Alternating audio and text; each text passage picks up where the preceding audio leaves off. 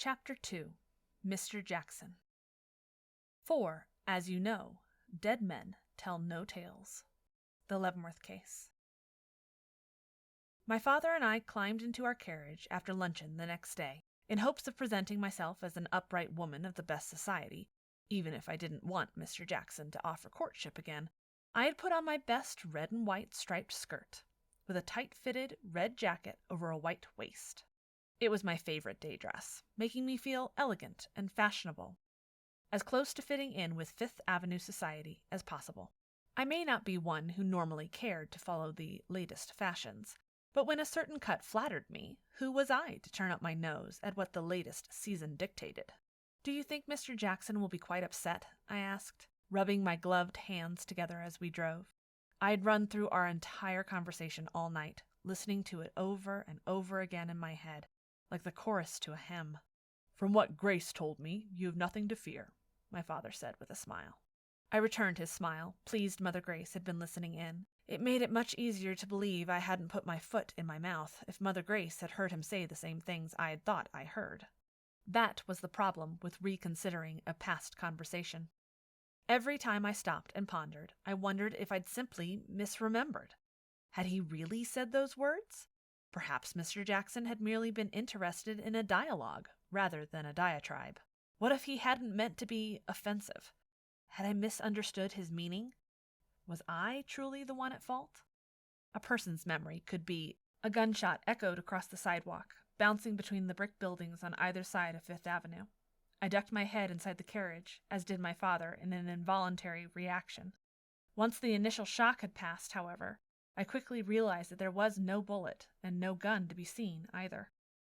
The carriage had stopped without our saying so, and my father sprang outside to look about him. I peered out through the carriage window and was not surprised to find my reaction on every man, woman, and child in the flow about us. Wide eyes met mine, and open mouths muttered, "What was that? It sounded like a gunshot." "Where did it come from?" I asked father. "I don't know," he said. I took a good look at his face and began to fear the worst.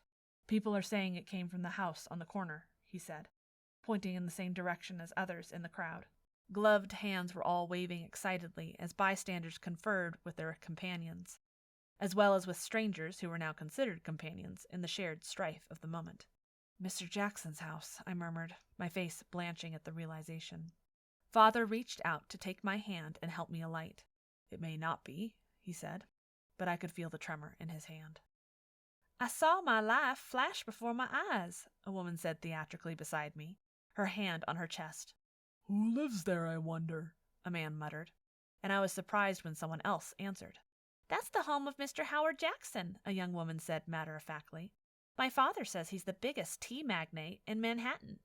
I glanced at my own father, who was tight-lipped, his eyes focused on the front door of Mr. Jackson's abode. I followed his gaze and watched as a young maid poked her head out of the imposing black door and said something to the nearest man. A cry rippled through the crowd that a surgeon must be called. A boy was chosen from the front of the crowd to run for the surgeon, and he shot off like the bullet we'd heard. "Should we see if we might be of any assistance?" I whispered to my father. He nodded and began pushing through the crowd toward the front door. It was astonishing to realize that though we'd alighted almost as soon as we'd heard the shot, already there was such a crowd of people in the streets. One would have thought a parade was due to pass through at any moment. "Excuse me," father said. "Pardon me." That was quick. I pointed toward a black cab as it pulled up before the limestone steps, the thickening mass of bystanders slowing down at the horse's progress. The surgeon rushed inside, black bag in hand. He did not stop to knock, so I assumed he was either known to the household or that the boy had made clear the urgency of the matter. I held my breath with the rest of the crowd. As we finally neared the steps, another cab pulled up and stopped to the northwest of the house, the crowd now keeping anything from reaching Mr. Jackson's front door. Out stepped a middle-aged man, whom I knew quite well by sight. He was the coroner who often met with my father regarding cases he was representing. His name was Leroy Hammond, and he was an unforgettable character.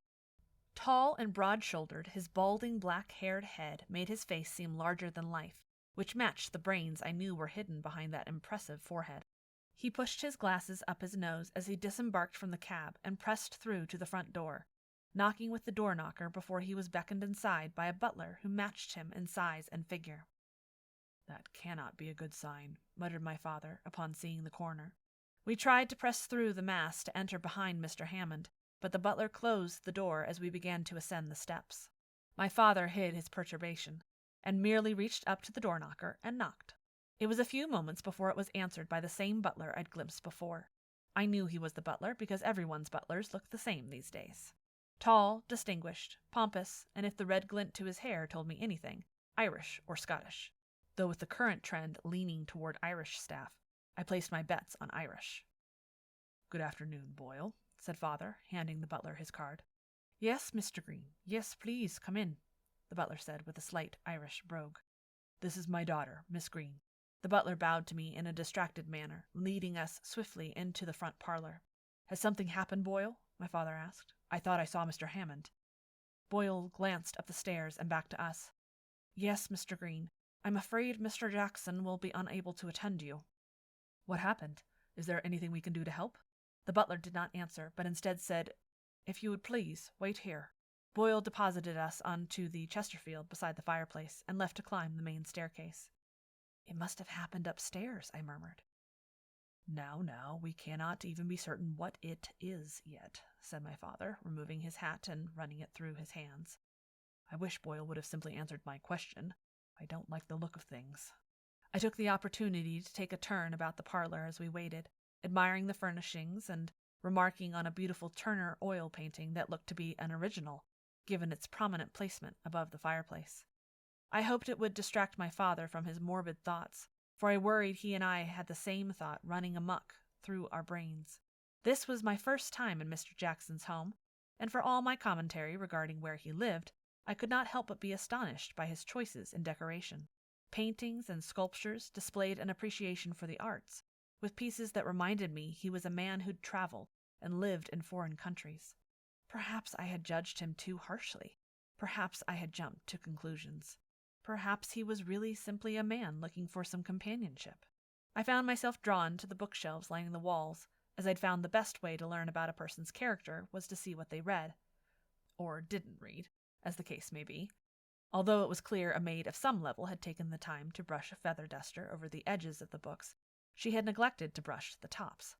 As I reached forward to pull out a beautiful green-backed edition of William Wordsworth's collected poetry, I uttered a small note of dismay at the amount of dust that left the book to collect on my white-gloved finger. "Mr. Green, Miss Green," said a soft voice behind me.